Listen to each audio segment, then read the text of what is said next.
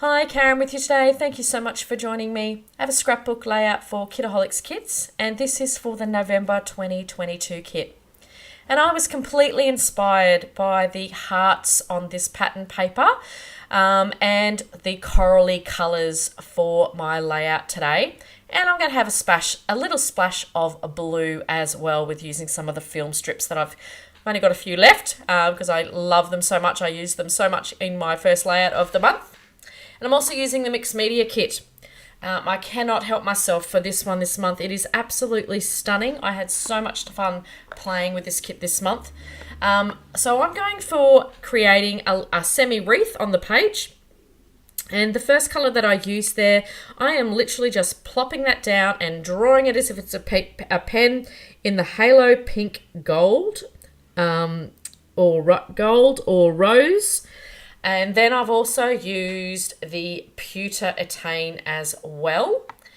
And to match back a little bit more with the corally colours and that blue, I do come in with some of my own Distress Oxides from my stash in Barn Door. And the blue is speckled egg and something else. Speckled egg and chipped sapphire. Now, I did get these colours from in-store as well, so I'm not sure if they're still available, but if they're not, you can certainly reach out to Kitaholics Kits, and they're able to get those in for you as well. So I just melted those down a little bit, just smooshed it on my desk and just added a little bit of water and then did some splatters around that semi-wreath. And I really, really love how that one turned out. I love the acrylic paint components. The metallic paints are just stunning, and it gives a beautiful shine to the page. So for my photo, I'm just giving that a little bit of treatment here at the moment. I've backed it with some pattern paper and also some tissue paper from my stash as well. Now I did take a few goes at I did cut some of this editing out. I wasn't sure when I first did the wreath which direction I was going to go, and I couldn't quite get the florals to work until I turned it around 180 degrees. And I feel like this works so much better because I'd sort of created those almost like a weed or a vine, I guess. I was able to then use those vine-looking metallic strips to be part of the florals, and that's how I was interpreting it in my mind. I'm hoping I'm making sense. I'm probably not. So then I'm just adding in some of the florals around the page.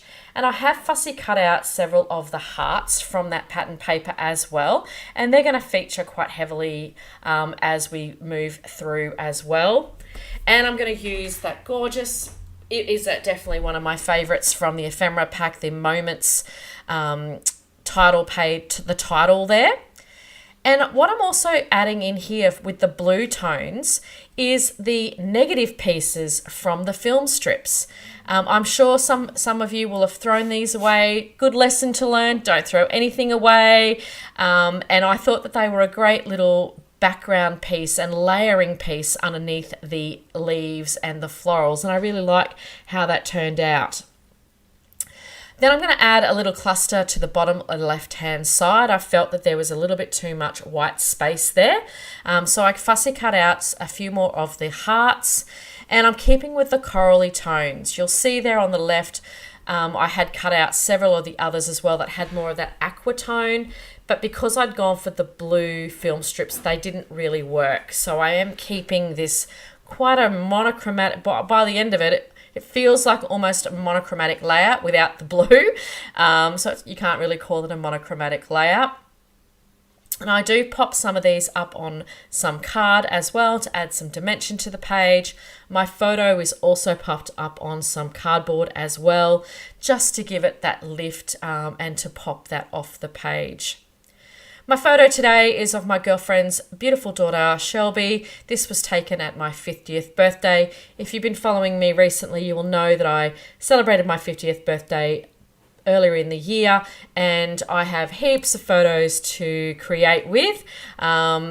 And this is just one of those where she's drinking a mocktail because she is under 18.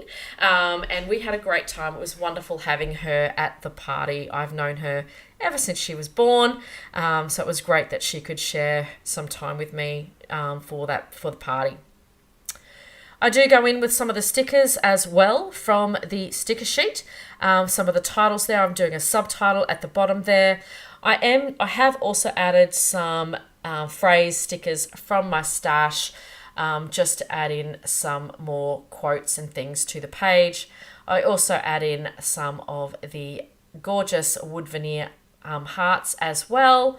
So this layout absolutely features pretty much every component of the collection, which is what I love to be able to create with and be able to use as much of the collection as I can.